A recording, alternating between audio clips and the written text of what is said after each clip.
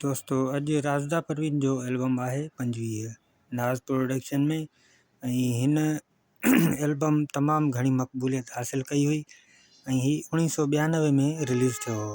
ऐं हिन में हिकिड़ो मुंहिंजी पसंदि जो गीत आहे दिलि मुंहिंजी तोखे सहारे पई।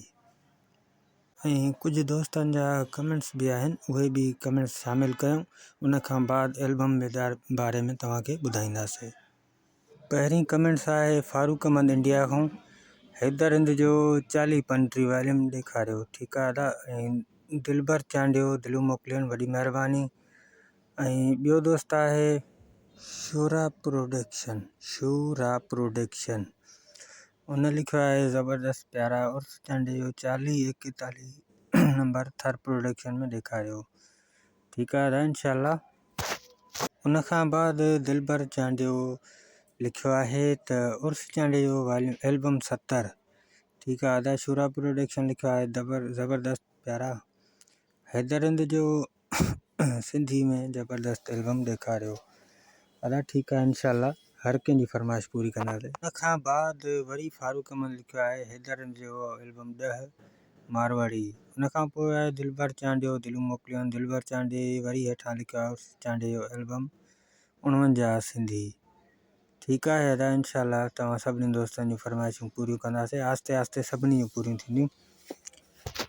ऐं सभ खां ज़रूरी ॻाल्हि जेका आहे त हीअ रिलीज़ इंफॉर्मेशन वीडियो आहिनि ऐं हिननि में असां कोई बि गीत शामिलु न कयो आहे। हिन में तव्हांखे इहो ॿुधाईंदासीं त हिन में कहिड़ा कहिड़ा गीत आहिनि ऐं कहिड़नि शाइरनि जा गीत आहिनि, सिर्फ़ु बसि इहो ई कमु रखियो आहे। ऐं काफ़ी दोस्त जेके यूट्यूब ते ॻोल्हींदा आहिनि, गीत ॻोल्हींदा आहिनि, उन्हनि जे लाइ आसानी वारो कमु असां रखियो आहे। 4 मिंट 5 मिंट जो वीडियो आहे, ॾिसी करे मालूम हासिल करे सघनि था।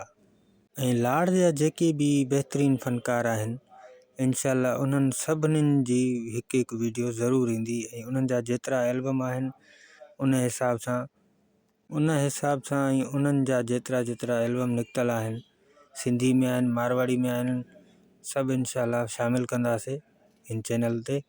ऐं जेको बि दोस्त फरमाइश करणु चाहे कमेंट्स करे उन में पंहिंजे एल्बम जो नालो लिखे ऐं पंहिंजे पसंदि जो जेको फ़नकार आहे उनजो बि नालो लिखे, इंशाल्लाह उन जी फरमाइश असां पूरी कंदासीं ऐं उन जी कमेंट्स बि असां शामिलु कंदासीं। त हलूं था हाणे हिन जो पहिरियों कलाम जेको आहे दर्स मजीद लिखियो आहे। दर्स मजीद तमामु बहितरीनु ऐं पुराणो शाइर आहे। कलाम जा बोल लिखिया अथई जानिब जल्दी आहे। उन खां पोइ आहे असद मलाह जो कलाम आहे कोन आहे वरी। उन खां पोइ आहे बिलाल ओठो जो कलाम। बिलाल ओठो बि तमामु बहितरीनु शाइर आहे। हर को दुनिया में मतिलब जो आहे यार। उन खां पोइ आहे नूर मोहम्मद दर्स जो कलाम आहे माणा करे मूंखे मारी थो।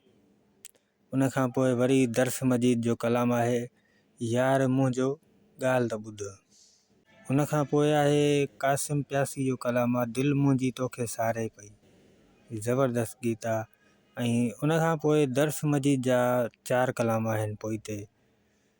उन मां हिकिड़ो आहे हिॾकी लॻी आहे मूंखे हिॾकी लॻी आहे। उन खां पोइ वरी दर्स मजीद जो कलाम आहे कीअं रिझायां तोखे कीअं परचायां। ऐं उन खां पोइ आहे वरी दर्स मजीद जो कलाम सूर ॾेई दिलि खे आज़ारियो थी। उन खां पोइ आख़िरी गीत आहे दर्स मजीद जो तोखे ॿुधाए ॿी कहिड़ी ॻाल्हि। दोस्तों एल्बम कंप्लीट थी चुको आहे, तव्हांखे कीअं लॻो कमेंट सेक्शन में ॿुधाईंदा पंहिंजी राय क़ीमती।